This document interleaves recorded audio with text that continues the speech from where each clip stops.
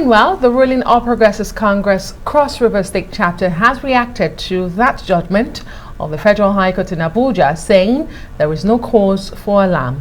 In a statement signed by the party's Publicity Secretary, Erasmus Ekpang, APC assures its members that the appellate court will do justice to the matter as it heads to the appeal court immediately, while the party's leadership urges the members to stay calm and not be distracted.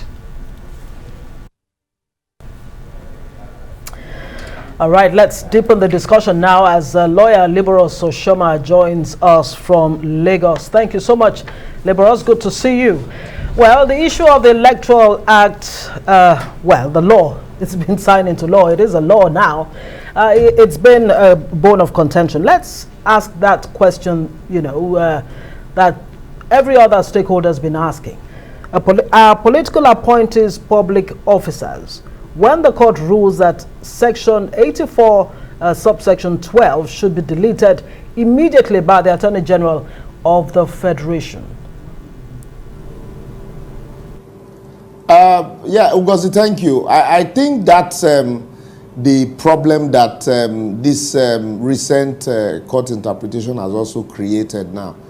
Despite the prectorial authorities distinguishing between public officers and officers employed in the service of the Federation or of the state as prescribed in Section 66, Section 138 and Section 181 of the 1999 Constitution as amended. The interpretation that this current judgment had given that section is a blanket interpretation.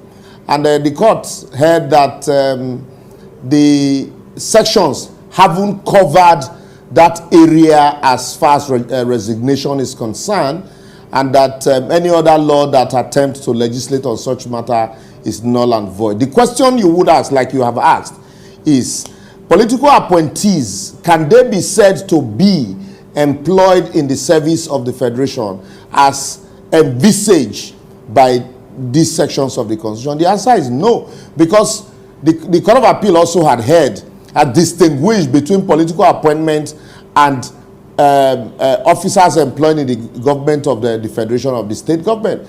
And because there is a there is a divorce between these two categories of workers, that's why the National Assembly, in its wisdom, decided to make law, amend the Electoral Act to cover the resignation of political appointees only that is not covered by this Section 66, 138 and 181 of the Constitution. So there are two different matters here, because a lot of people also have argued that the right to vote and be voted for is inalienable. These rights are not exclusive rights. If they were such exclusive right, then there won't be INEC. Then in that case, LIBOROUS OSHOMA can go and vote in APC primaries, even though he's not a member of the APC. These rights are limited rights.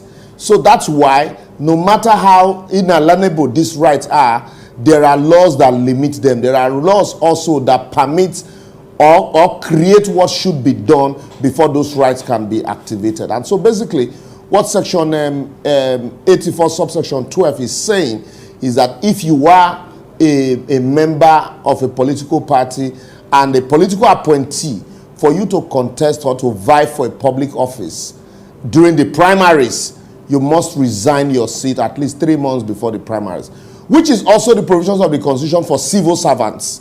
So I don't see the hue and cry about disenfranchising people that, once you ask them to resign, that you are disenfranchised them. And LIBOROUS, before we cross to the Cross River issue, let me just ask you, where does the Attorney General of the Federation and Minister of Justice derive such powers to delete a section of a law or the law? Does he have such powers? First and foremost, quickly at this one, you find out that this issue, when it came up, in the first question I asked myself, so really there's even a federal high court in Umuahia. Let's ask a layman everyday questions. The Attorney General is domiciled in Abuja. We agree that the Federal High Court is one Federal High Court. But then the Attorney General is in Abuja, and then you go forum shop in Umuahia to look for a place where you file. This is the quickest suit in the history of Nigeria.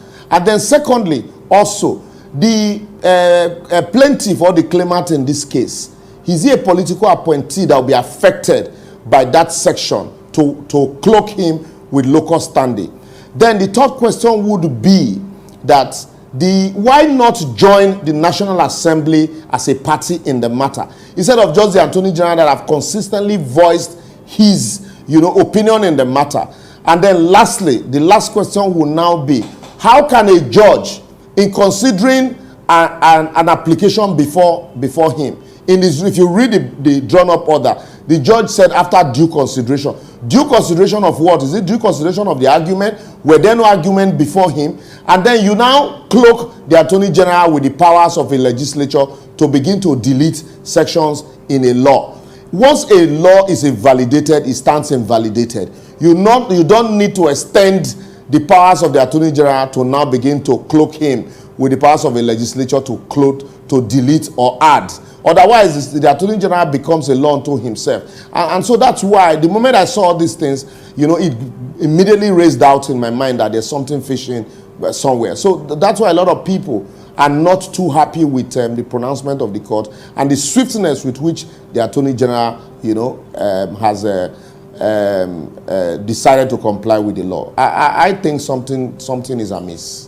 Right. Wish we had enough time to, because there's so much more to talk on that particular one. But let me quickly, well, does the National Assembly too actually have the constitutional backing to delete an aspect of a law that it has only just passed? You want to address that very quickly, and then we'll talk about the sacking of 20 State Assembly members.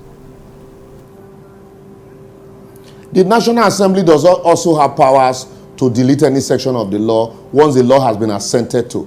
As the law must pass through another process of lawmaking. That was why in amending that section, it has to go through first reading, second reading, and third reading. And so it was defeated, I think, during first reading or second reading, and then the moment it was defeated, it can no longer be read. So the National Assembly also does not have that power. That's why it's only the court, and the court does not even have the power to delete. What the court does is to invalidate to the extent of its inconstituency. And once that is pronounced, what we do as lawyers is, in citing that law, in citing that section, what you do is you cite that case that invalidated that section. That's automatically it. But to now begin to ask the Attorney General to delete this section, that the judge clearly went outside his powers, and he doesn't have such powers to so do.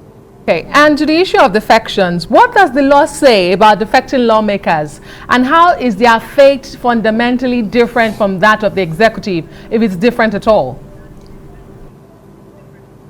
Yeah, it is different. Their fate is completely different from that of the executive, because for the lawmaker, section 68 and section 109 clearly provides that a lawmaker who is elected on the platform of a political party and now defects to another party automatically loses his seat, provided he can show that that defection was as a result of division in his party. And the Supreme Court had heard that division does not amount to a division at the local government level, a division at the state level. A division envisaged by the sections of that constitution, by that section of the constitution, must be a division at the national level.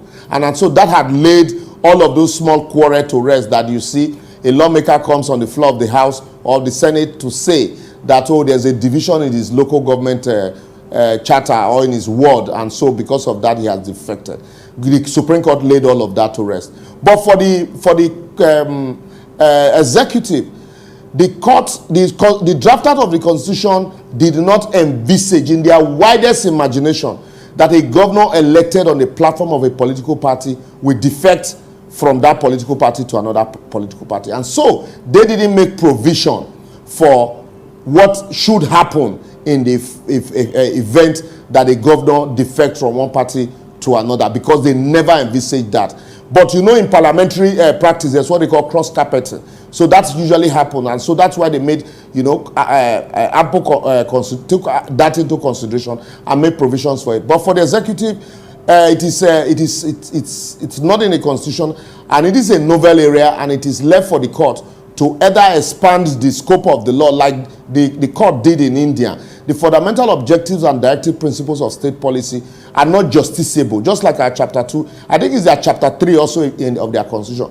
What they simply did was the court to expand the interpretation and made those rights justiciable. And so the court here also, in interpreting the provisions of the constitution, can either add the executive or there's an amendment to the constitution to include what should happen when an executive governor defects. But until that, I think we'll still wait for the Court of Appeal and the Supreme Court to decide one way or the other in Umahi's case. Yes, that will become the law subsequently. All right. Of course, there was also the issue of jurisdiction, whether, you know, the Abuja Federal High Court has jurisdiction. We'll have to leave it there. LIBOROUS OSHOMA, thank you very much for joining us and helping us understand this even better.